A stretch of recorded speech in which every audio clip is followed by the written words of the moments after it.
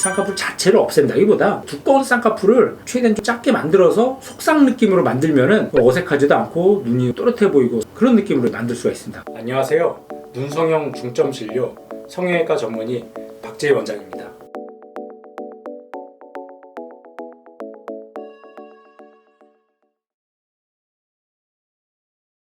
남자 환자분들이 수술도 상당히 많이 받으시는데 환자분들 중에 어떤 케이스가 있냐면 보통 태어날 때부터 쌍꺼풀이 크게 태어난 경우 아니면 나이가 들면서 쌍꺼풀이 두꺼워져서 인상이 뭔가 느끼해 보이고 그런 이미지를 조금 더 자연스럽고 또렷한 이미지를 만들기 위해서 수술하는 경우들이 굉장히 많습니다. 공통적인 특징은 부담스러운 라인을 자연스럽게 만드는 겁니다. 사실 엄밀히 말하면 없애는 건 아닙니다. 쌍꺼풀 자체를 없앤다기보다 두꺼운 쌍꺼풀을 최대한 좀 작게 만들어서 속상 느낌으로 만들면은 어색하지도 않고 눈이 또렷해 보이고 그런 느낌으로 만들 수가 있습니다. 그게 조금 더 정확한 표현이겠죠. 이 쌍꺼풀 낮추는 수술이 결론부터 말씀드리면 좀 어려운 수술이에요. 새로 만드는 수술들은 비교적 간단하죠. 그래서 자연 쌍꺼풀을 낮추는 경우에도 해당이 되고 아니면 수술을 했는데 생각보다 쌍꺼풀이 크고 두꺼워서 그런 두꺼운 쌍꺼풀을 낮추는 수술 대부분 다 성형외과 의사들이 어려워하고 어떤 경우는 불가능한 경우도 있고 그래요. 안구가 많이 돌출돼 있다든지 아니면 눈뜨림이 많이 약하다 아니면 쌍꺼풀이 여러 겹이고 그런 쌍꺼풀일수록 더 어렵습니다. 그런 경우는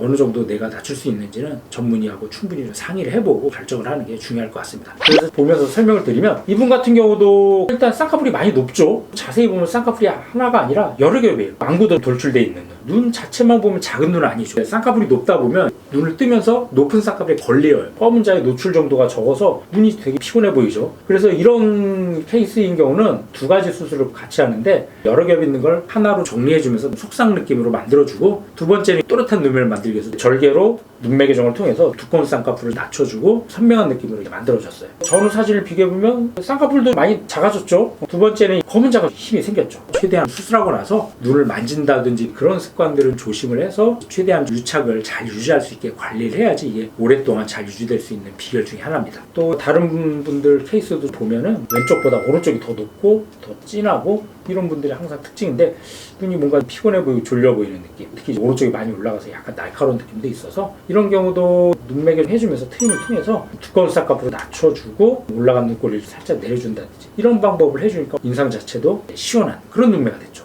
그래서 정리하면은 자연 쌍꺼풀들 태어날 때부터 쌍꺼풀이 컸다든지 아니면 나이가 들면서 커졌다든지 남자인데도 쌍꺼풀이 크고 두꺼운 경우 그런 경우는 졸려 보이는 인상을 가진 경우들이 많기 때문에 그런 경우 쌍꺼풀을 없앤다기보다 쌍꺼풀을 좀 낮춰갖고 자연스러운 라인으로 만들어주면서 대신 눈매 교정 등을 통해서 또렷한 눈매를 만드는 그런 수술을 하시면 만족도도 높고 본인도 눈뜨기도 편하고 그러니까 굉장히 제가 보기에는 좋은 수술 중에 하나입니다. 아까 말씀드린 것처럼 관리도 최대한 눈을 만지거나 자극 주지 않게 해야지 오랫동안 좋은 결과를 잘 유지할 수가 있을 것 같습니다.